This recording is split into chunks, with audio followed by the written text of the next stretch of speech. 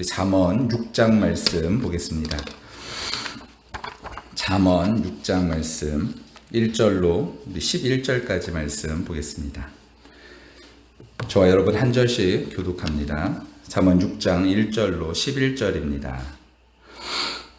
제가 먼저 읽겠습니다. 6장입니다. 1절로 11절입니다. 내 아들아, 내가 만일 이웃을 위하여 담보하며 타인을 위하여 보증하였으면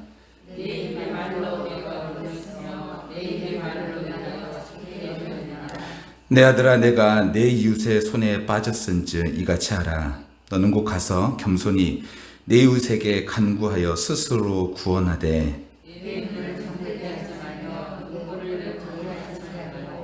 노루가 사냥꾼의 손에서 벗어난 것 같이 새가 그물 치는 자의 손에서 벗어난 것 같이 스스로 구원하라.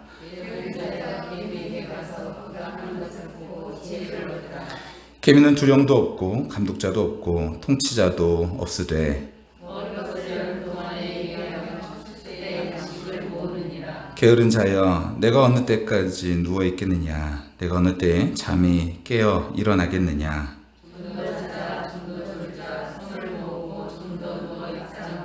내 빈궁이 강도같이 오며 내 곰핍이 군사같이 이르리라. 아멘. 쇼펜하우어라는 사람이 이런 말을 했습니다. 흔히 사람은요, 돈을 빌려주지 않아서 친구를 잃어버리고, 그리고 돈을 빌려줘서 역시 친구를 잃어버린다. 돈을 빌려줘도 문제, 안 빌려줘도 문제라는 것이죠. 모든 경우에 딱 맞는 인생의 정답은 사실은 없습니다. 하지만 우리가 말씀을 통하여서 하나님의 뜻을 알고 하나님께서 우리를 향하신 그 뜻을 깨달을 때 우리는 비로소 이 세상에 살아가는 참 지혜를 알게 되어지죠. 여러분이라면 어떻게 하시겠습니까? 친구가 와서 돈 좀 꺼달라고 하면은 그 돈 꺼주시겠습니까? 안 꺼주시겠습니까? 어떻게 하시겠습니까? 참 어려운 말이죠. 어려운 질문입니다.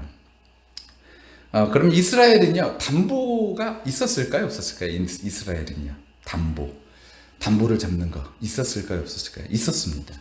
성경에 보면요, 그 출애굽기에도 그렇고 신약에도 보면 예수님께서 겉옷을 달라 하는 자, 그건 이제 저당을 잡히는 건 이게 담보물입니다. 그러니까 그와 같이 이 담보가 이스라엘에 없었느냐? 그렇지는 않습니다. 그러면 우리가 어떻게 해야 되느냐? 쉽게 말하면은 담보는 서주지 말되 내 능력껏 해줄 수 있는 데까지는, 힘 닿는 데까지는 해줘야 된다. 이렇게 쉽게는 말할 수 있겠죠. 능력이 됐는데도 불구하고 돕지 않는다? 이것은 약간의 문제가 있는 것입니다. 그래서 오늘 본문 말씀은요, 잠언 6장만 읽을 것이 아니라 신명기 15장 말씀을 함께 좀 읽어야 될 것 같습니다. 우리 신명기 15장 말씀 같이 한번, 여기 잠언도 손에 껴놓으시고요, 신명기 15장 말씀도 한번 보도록 하겠습니다. 신명기 15장 7절로 10절까지 말씀 한번 보도록 하겠습니다. 신명기 15장 7절로 10절입니다. 제가 먼저 천천히 읽겠습니다. 내 하나님 여호와께서 내게 주신 땅 어느 서금에든지 가난한 형제가 너와 함께 거주하거든 그 가난한 형제에게 내 마음을 완악하게 하지 말며 내 손을 움켜쥐지 말고 반드시 내 손을 그에게 펴서 그에게 필요한 대로 쓸 것을 넉넉히 구워주라.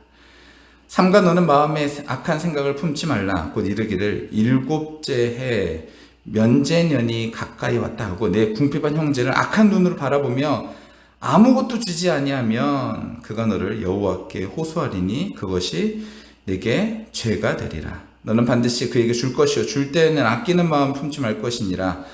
이로 말미암아 내 하나님 여호와께서 내가 하는 모든 일과 내 손이 닿는 모든 일에 내게 복을 주시리라. 아멘. 주라는 거예요, 말라는 거예요? 주라는 거죠. 여러분,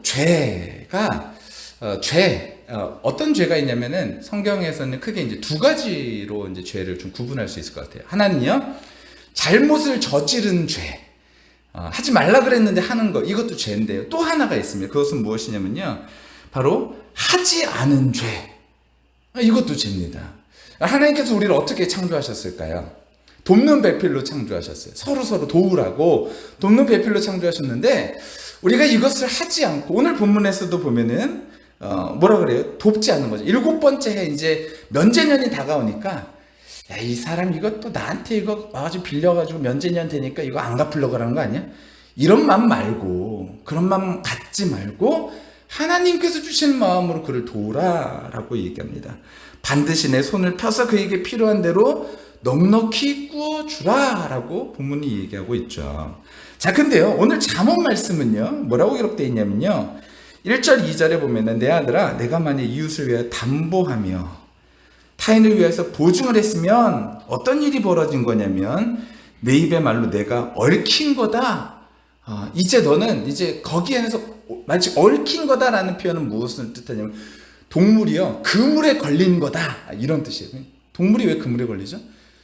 죽기 전에 그물에 걸리는 거죠. 너 이제 죽었어. 너 끝났어. 네 인생은 이제 끝난 거야. 이런 식으로 표현하고 있는 거예요. 자, 그러면은 빌려주는 게 맞는 것입니까? 빌려주지 않는 것이 맞는 것입니까? 라는 거죠.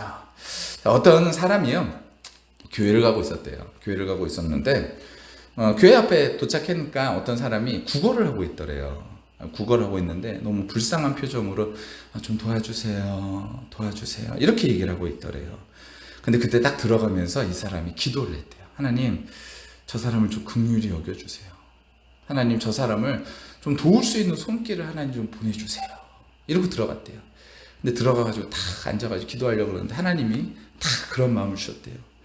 내가 돕는 손길을 보냈는데 그건 바로 너였어. 라는 것이죠. 여러분, 우리는요, 흔히 이런 생각합니다. 누군가 해야 되는 일이라고 생각하죠. 누군가 해야 될 일. 근데 그 일이요, 내가 할 일이라고 생각하진 않고 정부가 해야 될 일, 아니면 저 사람이 해야 될 일, 저건 누가 해야 될 일. 물론 제도가 잘 받쳐줘서 나라가 그런 일들을 하면 안 되겠죠. 하지만 당장에 힘들고 어려운 사람들을 우리가 나 몰라라는 것, 이것은 하나님께서 주신 마음은 아닐 것입니다. 아픈 마음 하나님 왜 주실까요? 우리 마음속에 긍휼한 마음. 그것은 아마도 하나님께서 네 마음속에 그것을 하라라는 마음. 근데 하라라고 할 때 우리는 어떤 마음을 완수해야 된다는 생각이 들죠. 내가 이 일을 끝까지 이렇게 해야 돼. 근데 여러분, 테레사 수녀 여러분 아시죠? 그 테레사 수녀 그분이 뭐라 그러셨냐면 이렇게 얘기를 했다고 합니다. 우리가 하는 일은 겐지스 강에서 물 한 컵을 덜어내는 것이다. 그러나 겐지스 강의 물은 줄어있다. 이렇게 표현했어요. 멋있죠? 겐지스 강에서 우리는 이 겐지스 강에 있는 물을 다 퍼내는 게 우리의 역할이 아니라는 거예요.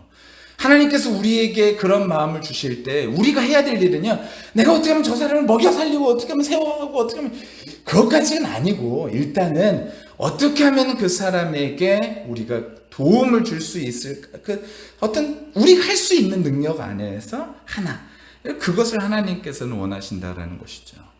어떤 목사님이 계신데 그 목사님이요, 이제 교회를 개척한 지 이제 50년이 되는 해에 이 목사님이 교회 성도들한테 그런 얘기를 했대요. 저도 이제 들은 얘기인데, 여러분, 이제 우리 개척한 지 50년입니다.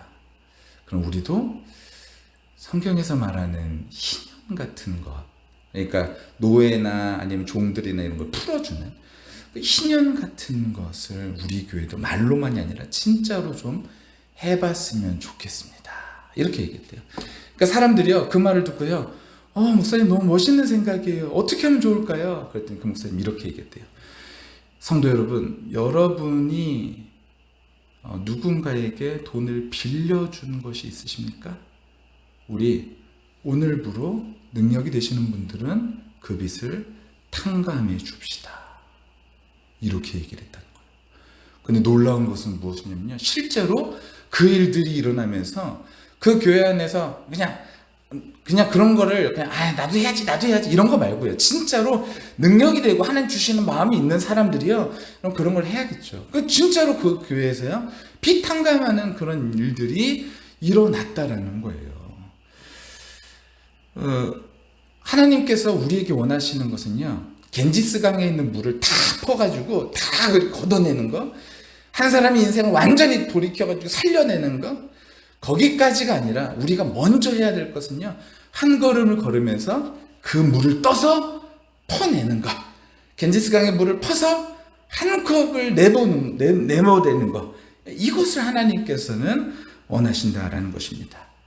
자, 근데요, 그것이 아닌 우리의 마음속에 허황된 생각, 잘못된 생각, 이런 것으로 돈 거래가 이루어지면은 안 된다라고 말하는 것이 또한 잠언이다라는 것입니다. 저는 오늘 이 잠언 말씀 좀 중심으로 말씀 좀 살펴봤으면 좋겠습니다. 제가 한번 말씀을 다시 한번 읽겠습니다. 6장 1절 2절 말씀입니다. 내 아들아, 내가 만일 이웃을 위하여 담보하며 타인을 위하여 보증하였으면 내 입의 말로 내가 얽혔으며 내 입의 말로 인하여 잡히게 되었느니라. 여러분, 세상 살면서 우리는 돈으로부터 완전히 자유롭게 독립할 수는 없죠. TV 프로그램 중에서 자연인 뭐 이런 프로그램이 있더라고요. 근데 그거에 보면요, 분명히 자연에서 사는 사람인데도 불구하고 그 사람들 돈 쓰더라고요. 예, 가끔 가다가 시내에 내려가가지고 먹을 것도 좀 사갖고 와야 되기도 하고 생필품 사야 될 때도 있고 이제 그럴 때도 있다라는 것이죠. 하물며 우리는요, 우리는 이 돈에 대해서 완전히 자유할 수는 없죠. 근데 오늘 본문은요, 우리에게 일상에 대한 이야기들을 하고 있는데 그 첫 번째가 돈, 그와 관련된 보증에 대한 이야기입니다. 인간은 사회적 동물이라고 표현할 정도로 우리는요, 인간과 관계를 하면서 살아갑니다. 서로 관계를 하면서 살아가죠. 기쁜 일 함께하고 슬픈 일 함께 나누면서 그렇게 살아가는 인간관계야말로 인생의 큰 자산일 것 같습니다. 그런데 이 관계 자산을 만드는 것이 쉽지 않다라는 것입니다. 만들기도 어렵고 유지하기는 정말 어렵습니다. 살면서 누군가에게 돈에 대한 아쉬운 소리 하는 거 쉽지 않죠. 그러니까 친구 관계에서 더 그럽니다. 그러니까 친구가 와가지고요, 나 돈이 너무 급한데 나 참 말하기 힘든데, 말해봐 뭔데, 말해봐 뭔데, 나 좀 미안한데 보증 한 번만 서도 될까? 이 친구가 또 얼마나 힘들면 그 힘든 부탁을 또 나에게 말했을까? 돈 몇 푼 때문에 이 관계가 틀어져서는 안 되겠지. 뭐 이런 생각 드니까요, 우리 마음속에 쉽게 거절을 못 하죠. 근데 오늘 본문에서 하나님 뭐라고 말씀하신 잠언을 통해서요, 내 입의 말로 내가 얽혔다라고 표현하고 있습니다. 내 입의 말로 인하여 너가 잡히게 됐다. 이웃이 누굽니까? 여기서 리웃은요, 여러분 잘 들어보세요. 여기 리웃은요, 레아라는 단어, 이 레아라는 단어는 어떤 단어냐면요, 우연히 알게 된 사람부터 시작해서 오랜 10년, 20년, 30년 관계한 아주 깊은 사람까지를 다 포함한 게 이웃이에요. 이 레아예요. 그러니까 그 정도로 이 레아가 범위가 굉장히 넓습니다. 그러니까 어떤 관계를 시작한 사람도 레아, 이들은 이웃이에요. 근데 이 사람이 와가지고 빚보증 서달라 그래요. 나 보증 좀 서달라. 그리고 관계를 잘하는 사람이 와가지고 또 보증 서달라 그래요. 근데 이 문제에 대해서 하나로 보고 있는 거예요, 본문 안에서. 근데 보증을 어떻게 하라는 거예요? 서지 말라라는 것입니다. 보증의 결과가 어떻게 되냐, 2절부터 기록되어 있어요. 얽혀게 된다. 얽힌다라는 건 야코시라는 단어는 이게요, 덫에 빠진다라는 것입니다. 덫을 놓다, 미끼를 달다. 그래가지고 자신이 한 말과 행동에 있어서 뭐 어떻게 되냐면요, 덫에 빠져가지고 거기에 가지고 헤어나오지 못하게 되어지는 것이죠. 보증 쓰게 되면요, 마치 그와 같이 되어진다라는 것입니다. 문제는 뭐예요? 문제는요, 자기 스스로의 함정에 빠지는 거죠. 내 상황은 달라. 내 상황은 달라. 그리고 내 이웃은 그럴 사람이 아니야. 우리의 상황은 달라. 뭐 이렇게 생각을 하는 것이죠. 근데 본문 안에서는 그렇게 예외를 두고 있지는 않은 것 같습니다. 짐승이 한번 올가미에 걸려들면요, 쉽게 빠져나올 수 없죠. 여러분, 짐승이 올가미에 걸린 거 보신 적 있으십니까? 어떻게 할까요? 만약에 발목 같은 게 이제 올가미에 딱 걸리게 돼가지고 이제 덫에 딱 걸렸어요. 그럼 어떻게 할까요? 얘가요, 이 발목이 끊어질 때까지 자꾸 흔듭니다. 어찌됐든 빠져나가려고. 그래서 요거가 하나 끊어지더라도 나오죠. 그죠? 마치 그와 같은 표현을 쓰고 있는 거예요. 우리가 보증을 쓰고 담보의 문제가 생긴다 그러면요, 여러분, 이것은 뭐 어떤 박람회 이런 게 아니고 성경 말씀이에요. 하나님 말씀에 우리의 일상 가운데서 이렇게 중요한 일들이 있다라는 것이죠. 이것이 빠져나오지 못해가지고 안달복달하죠. 그러면서 얘가 끊어질 때까지 빠져나오지 않습니까? 그와 같이 되어진다라는 것이죠. 그래서 오늘 본문에 보면 3절에 내 아들아, 내가 내 이웃의 손에 빠졌은즉 이같이 하라. 어떻게 하래요? 너는 곧 가서 겸손히 내 이웃에게 간구하여 스스로 구원하라 라고 기록하고 있습니다. 여기서 겸손이라는 말은요, 사실 제가 계속 오늘 원어를 좀 찾아보고 주석도 찾아보고 했는데 이 겸손이라는 말은 조금 오역 같습니다. 여기서 겸손이라는 말은 사실 구약성경에 딱 2번 나온 단어인데요. 이 단어는 어떤 의미를 가지고 있냐면은 겸손이라고 해석하기보다는 최선을 다해라는 의미로 해석하는 것이 더 좋습니다. 왜냐하면 이게요, 딱 어디에 나오는 단어냐면요, 짓밟다라는 단어거든요. 짓밟다. 근데 짓밟을 때 어떻게 밟나요? 짓밟을 때 그냥 살짝 슬쩍 밟나요? 아니요, 그게 아니라 최선을 다해서 밟죠. 이 겸손이라는 말이 이제 거기에서 파생된 단어거든요.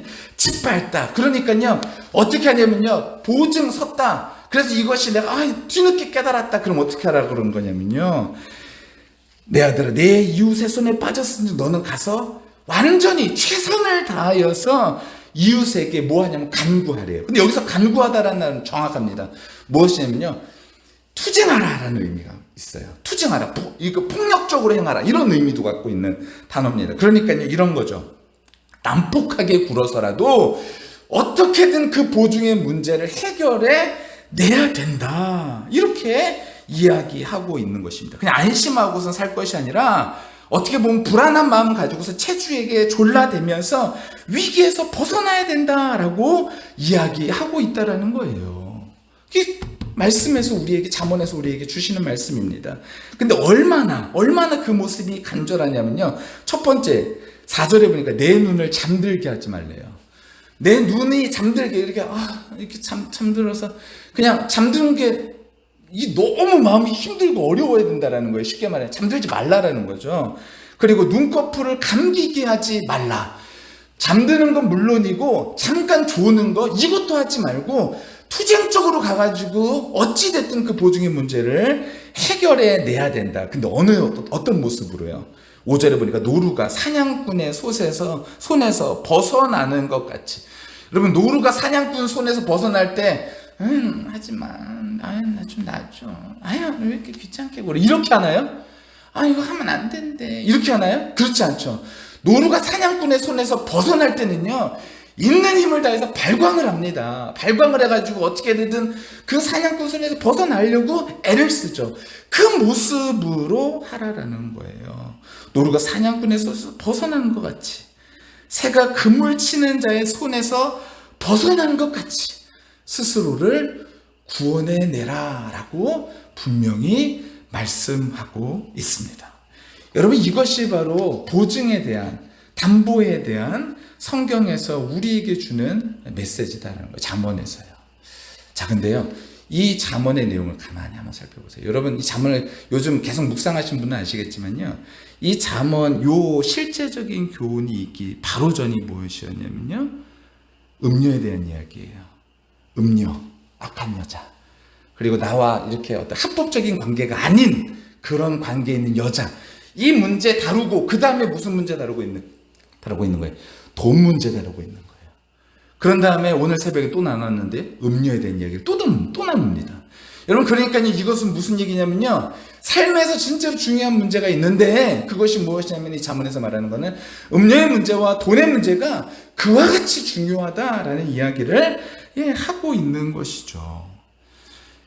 여러분, 이와 같이요, 우리의 삶 속에서 이 담보의 문제가 제대로 해결되시기를 예수님의 이름으로 간절히 축원합니다. 저는 우리 교회에서요, 그러니까 우리 교회는 여러분 이웃이죠.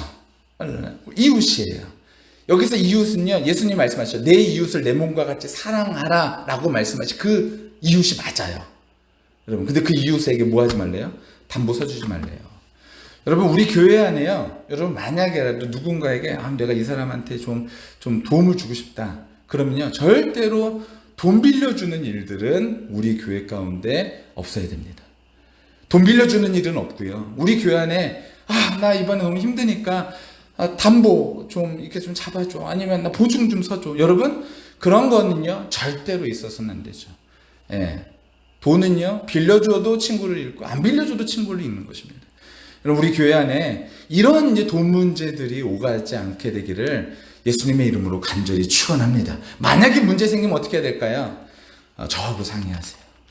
그럼 제가요, 그것이 어떤 문제인지 확인하고 우리 교회 안에서 다 다룰 수 있는 문제라면 교회 안에 함께 다루고요, 그렇지 않은 문제라면 조용히 없어져야 될 문제겠죠.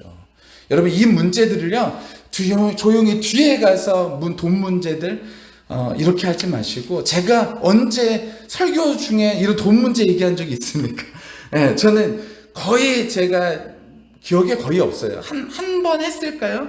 오늘 한 두 번째 정도 될까요? 거의 돈 문제는 얘기하지 않았죠. 하지만 오늘 잠언 말씀, 우리가 순서상 읽는 잠언 말씀에서 오늘 이 말씀을 우리에게 주시고 있다라는 것입니다. 돈 문제가 이만큼 중요한 것이죠.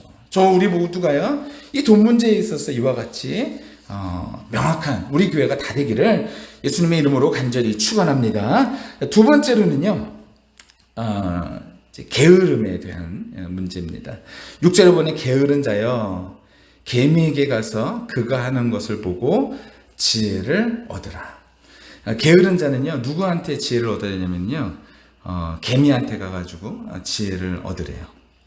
위의 보증은 어쩌면은 자기 스스로 자초한 위기이기도 하지만요 게으름은요 더하죠. 자기 스스로 자초한 위기입니다. 이만큼 우리에게 그 게으름의 문제도 일상에 굉장히 가까운 문제인 것이죠.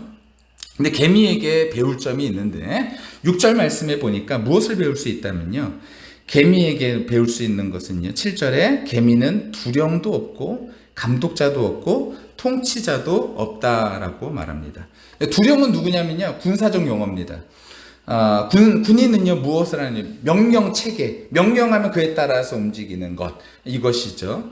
누가 시켜서 이제 하는 것이죠. 예, 그런 것입니다. 근데 개미는 누가 없대요? 두령이 없대요. 그러니까 시켜서 하는 게 아니라 스스로 부지런히 할 일을 찾아서 하는 것이죠. 여러분 개미가요 얼마나 부지런하냐면요 개미는요 굉장히 조직적으로 움직인다고 합니다. 개미가 이렇게 100마리가 있으면요 100마리 중에서 일하는 개미가 몇 마리인 줄 아십니까? 약 3%, 2.6마리 정도가 일을 한다고 해요. 열심히. 2.6마리는 아무것도 안 하고 일만 한대요. 열심히. 그리고 71.9%는요 일과 휴식을 병행하면서 한다고 합니다. 그리고 25%는 뭐 하는 줄 아세요? 빈둥거린대요. 개미가 그러니까 다 부지런한 게 아니라 25%는요 빈둥거린대요. 자, 근데 우리가 봤을 때 이 빈둥거리는 사람 이거 뭐야? 이 빈둥거리는 개미 이거 뭐야? 이렇게 생각할 수 있잖아요. 근데요 이 빈둥거리는 개미가 무엇을 하는 줄 아세요? 빈둥거리는 개미가 전쟁이 나잖아요. 여쪽하고 아니 세력 다툼이나 아니면은 그 상위 포식자가 와가지고 개미를 공격하려고 그러잖아요. 그러면 그때요 이 25%가 최전방에 선대요. 그러니까 얘네들은 뭐 하는 거냐면 평소에는요 이렇게 있는 거예요.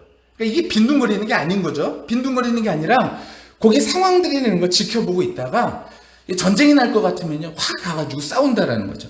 자, 그러니까 이게 무슨 말이냐면은 개미들은요 굉장히 조직적으로 움직이면서 두려움이 없이 누가 시키는 사람이 있어서 일하는 것이 아니라 그냥 자체적으로 자발적으로 이 일을 한다라는 거예요. 감독자도 없대요. 감독자는 관리자입니다. 시켜서 일하는 것이 아니죠. 강요나 감독 없이 일 처리하는 능력들이 있는 것입니다. 시키면 하는 사람과 스스로 하는 사람의 일의 능률의 차이는 현저한 차이를 보이죠. 여러분 누가 시켜서 한다고 생각해 보세요. 저희 어머니가 오늘 아침에요 그런 얘기를 하시더라고요. 어저께 TV에서 90세 노인인데, 여러분 보셨는지 모르겠는데 90세 노인이 있는데 이 90세 노인이요 뭘 하냐면요 그 신문 배달을 한대요. 90세 노인이, 남자 노인인데 신문 배달을 한대요. 언제부터 신문 배달을 했냐 보니까요 70세부터 벌써 90세까지 20년 동안 신문 배달을 했대요. 근데 이분이 돈이 없느냐? 그게 아니에요. 대령으로 예편해가지고 연금이 꼬박꼬박 나오는 사람, 그것도 혼자 사는 사람. 그리고 아파트도 작은 아파트에서 혼자 살아가지고 그래서 돈도 충분한 사람인데 이 사람이 뭘 하냐면요 70세부터 90세까지 20년 동안 벌써 지금 신문 배달을 하고 있는 거예요. 자, 근데 신문 배달을 하는데 이 사람이요 1시 반에 일어난대요. 새벽에. 이분이 1시 반에 일어나서 신문 배달을 하고 아침에 6시부터 매일같이, 저도 그래서 기사를 또 찾아봤어요. 그랬더니 매일같이 봉사활동을 또 한대요. 근데 여러분 생각해 보세요. 이분이요 누가 시켜가지고 돈 없어가지고 내 삶의 이 꼬라지를 봐. 내가 지금 90이나 됐는데도 지금 일해서 먹고 살아야 돼. 여러분 이렇게 됐다 그러면 이것만큼 비참한 인생이 어디 있겠습니까? 근데 그게 아니라 지금 90세인데요 연금 꼬박꼬박 나요. 제가 잘은 모르겠지만 대령 정도 되면 원래 한 300 정도는 나올 거예요. 노인 혼자 살아가는 데 300이면 충분하죠. 근데 그 돈이 나온데도 불구하고 지금 이분은 일하는 거잖아요. 그러니까 마음속에 어떤 마음이 있겠어요? 내가 이 나이에 먹어가지고 이 일을 해야 되겠어. 이게 아니라 기쁨을 할 수 있는 것이죠, 여러분. 여러분, 이게 완벽한 차이인 거죠. 개미는 스스로 자발적으로 기쁨으로 그 일들을 한다라는 거예요. 그런데 어떤 사람은요, 그것이 아니라 같은 일을 해도 또 내가 이걸 해야 돼. 내가 이거 내가 죽지 못해서 하는 거다. 이렇게 되면 여러분, 그것만큼 고통스럽고 힘든 일이 어디 있겠냐라는 거예요. 근데 개미는 수동적으로 안 하고 능동적으로 하고, 게으른 사람은요, 언제든지 뭘 하는 거예요. 수동적으로 시켜도 제대로 안 한다는 것입니다. 그러니 그 인생이 얼마나 힘들고 어렵겠습니까? 그러니까 마음속에 무슨 생각만 드는 거야. 나는 못하겠다. 그러면서 오늘 본문에 보니까요, 뭐라 그렇게 표현하냐면요, 10절에 보니까 좀 더 자자, 좀 더 졸자, 좀 더 눕자, 이렇게 얘기하는 거예요. 이게 무슨 말입니까? 그러니까 이부자리에서 빠져나오지 못하는 모습을 이렇게 표현하고 있는 거예요. 좀 더 누워있고 싶은데, 좀 더 누워있고 싶은데, 좀 더. 여러분, 이게 어떤 모습이냐면은 수동적인 사람. 능동적인 사람은요, 이렇게 하지 않고, 능동적인 사람과 수동적인 사람이 그래서 삶을 대하는 태도가 완전히 다른 것이죠. 그랬더니 결과가 뭐래요?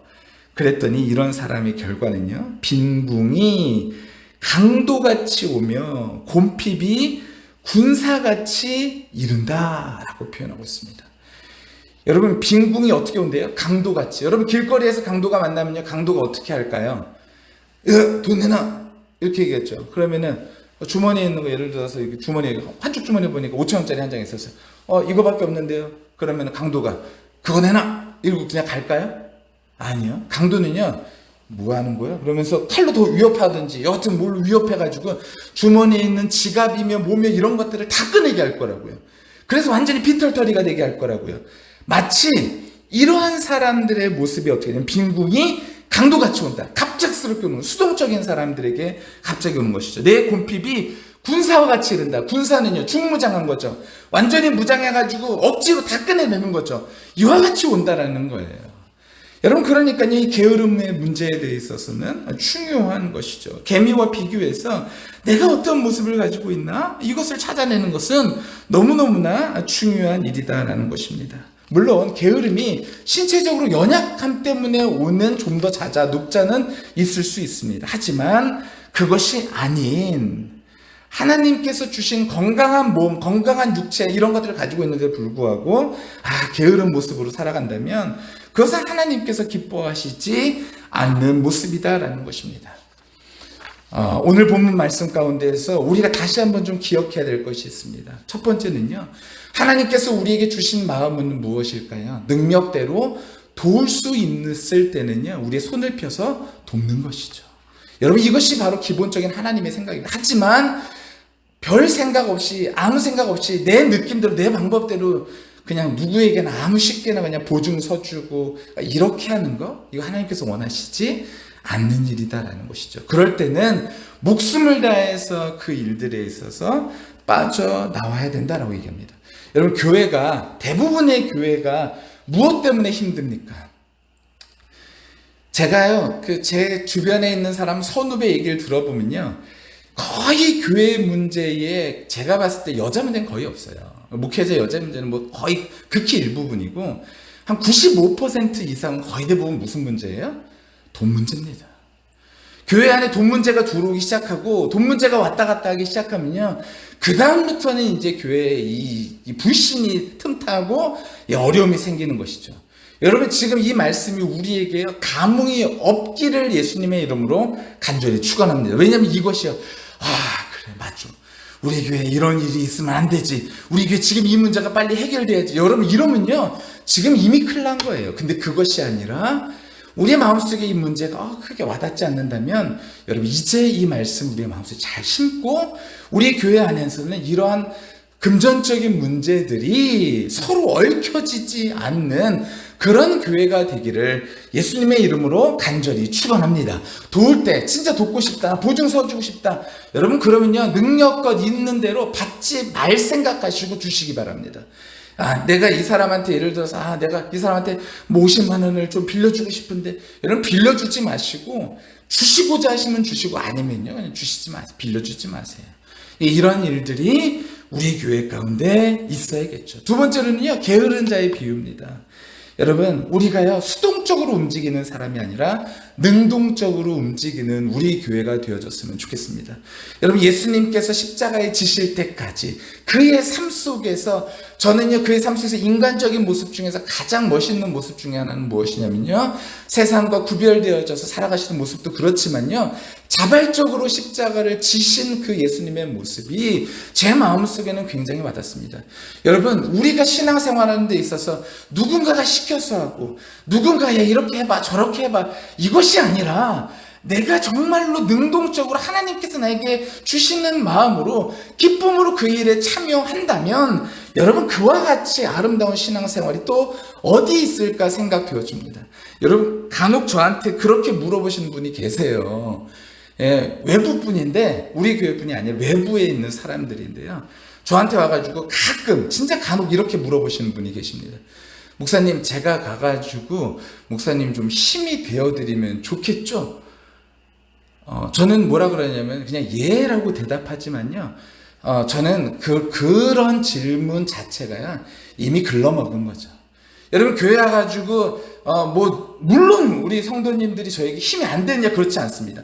하지만 기본적인 생각이 하나님이 주신 마음으로 이 교회를 통하여서 하나님께서 하실 일들이 기대되고, 이 교회를 통하여 하나님께서 하실 일들을 함께 나가고자 하는 그 자발적인 마음이 없이 수동적으로 움직인다면요 여러분 그것만큼 아쉽고 안타깝고 그리고 잘못된 신앙생활이 또 어디에 있을까 생각되어집니다. 그러므로 우리 교회는요 이와 같이 이 하나님의 말씀을 오늘 거울 삼아서 정말 우리 마음속에 잘 심어서요 우리 교회 안에는 이 금전적인 문제뿐만 아니라 수동적으로 움직이는 것이 아니라 능동적으로 하나님의 뜻을 찾아서 하나님께서 기뻐하시는 일들을 하나씩 함께 해나가는 그런 아름다운 교회의 모습을 이루어가게 되시기를 예수님의 이름으로 간절히 축원합니다. 그 일들을 이루시기까지 여러분 누가 도우시냐면 성령께서 도우십니다.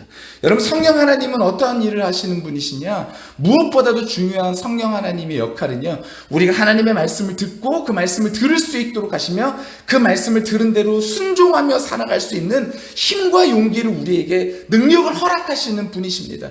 여러분 그러므로 우리의 삶 속에서 이런 일들이 벌어질 때 여러분 오늘 우리 말씀을 함께 나눴고 이게 온라인으로도 우리에게 이제 방송되어지고, 저는 이 말씀을 오늘 녹화한 거를요 우리 성도들 한 분 한 분에게 다 다시 보내드릴 계획입니다.